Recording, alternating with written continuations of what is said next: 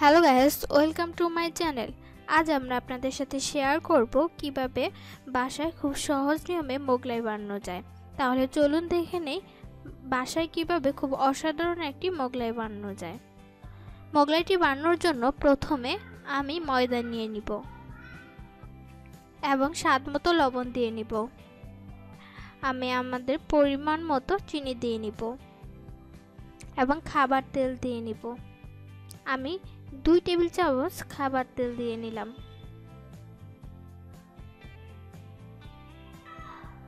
এবার খুব ভালোভাবে মিশ্রণগুলো মিশাবো।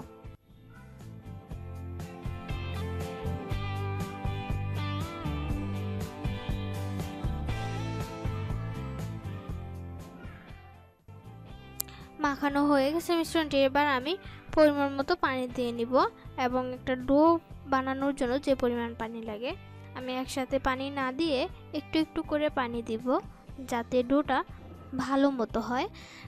ডোটা যদি অনেক নরম হয়ে যায় তাহলে মোগলাইটা ভালো হবে না।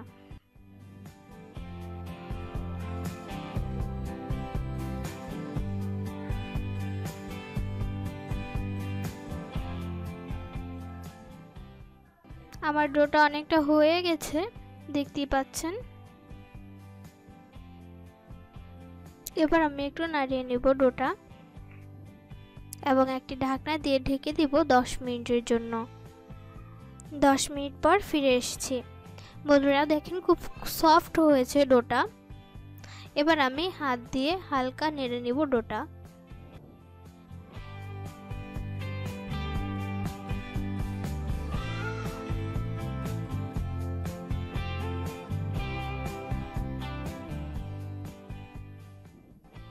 এবার আবারও 5 মিনিটের জন্য আমি ঢেকে দেব ডোটা। 5 মিনিট হয়ে গেছে, এবার ঢাকনা খুলে দিব। দেখতেই পাচ্ছেন বন্ধুরা অনেক সফট হয়েছে ডোটা। এবার আমি আমার ডোটাকে আরো ভালোভাবে একটি বোর্ডে নিয়ে এইভাবে ঠিক আমি যেভাবে করছি এভাবে খুব ভালোভাবে মিশাবো এবং এটাকে 2 ভাগে ভাগ করে নিব।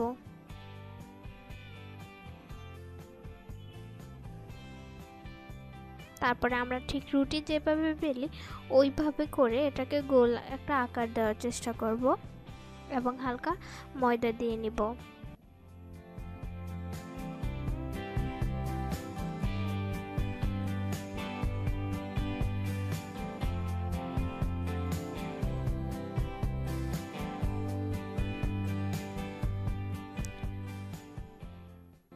এবার এটাকে রুটির মতো আমি বেলবো গোল করে।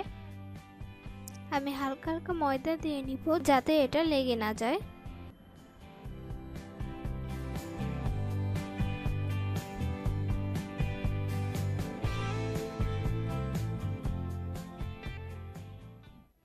এবার হালকা খাবার তেল দিয়ে নিব। তেলটা দিলে আমি পরোটার যে শেপ দিতে চাই ঠিক সেই শেপটা হবে খুব ইজিলি, তাই আমি তেল দিয়ে নিলাম।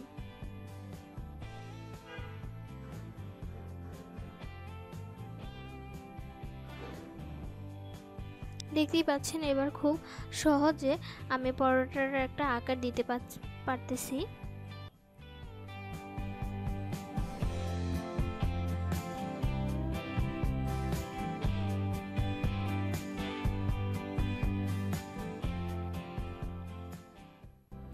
ঠিক এই সাইজের বা এরকম হবে আমাদের পরোটার সাইজটা।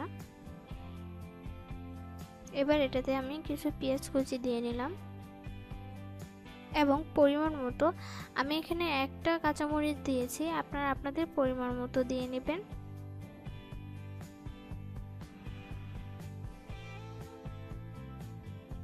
এবার আমি একটা ডিম ফাটিয়ে দিব।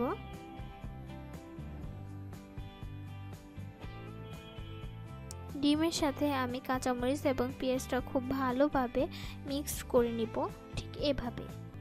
এবার আমি ঠিক কীভাবে ভাঁজ করি আপনারা লক্ষ্য করবেন, কারণ এটা যদি ভালোভাবে আপনারা খেয়াল না করেন তাহলে আপনাদের মোগলাইটা হবে না, তেলে দেওয়ার সাথে সাথে সেটা ফেটে যাবে।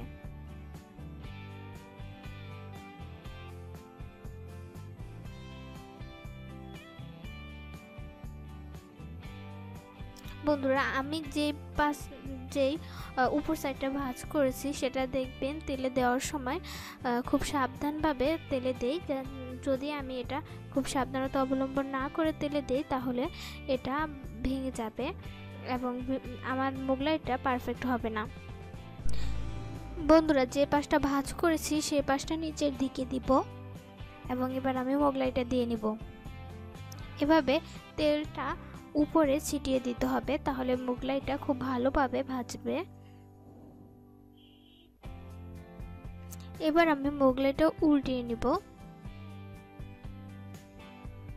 দেখতে পাচ্ছেন আমি ভাঁজ করে নিয়েছি যে অংশটা সেটা তেলের নিচের দিকে দিয়েছি, যার কারণে আমার মোগলাইটা ভিতরে বা কোনোভাবে অসুবিধা হয়নি ভাজতে। যদি আপনারা উপরের দিকে দিতেন তাহলে তেল ঢুকে পাশটা খুলে যেত এবং মোগলাইটা আর পারফেক্ট হতো না।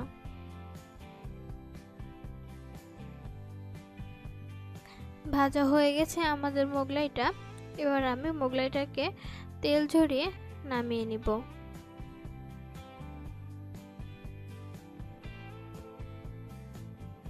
এখন এটি সম্পূর্ণ পরিবেশনের যোগ্য। আমি এখানে 2টি মোগলাই বানিয়েছি, দেখতেই পাচ্ছেন খুব অসাধারণ, কালারটাও খুব সুন্দর হয়েছে। বাসায় অবশ্যই ট্রাই করবেন। আমি এখন মোগলাই দুইটাকে কেটে নেব।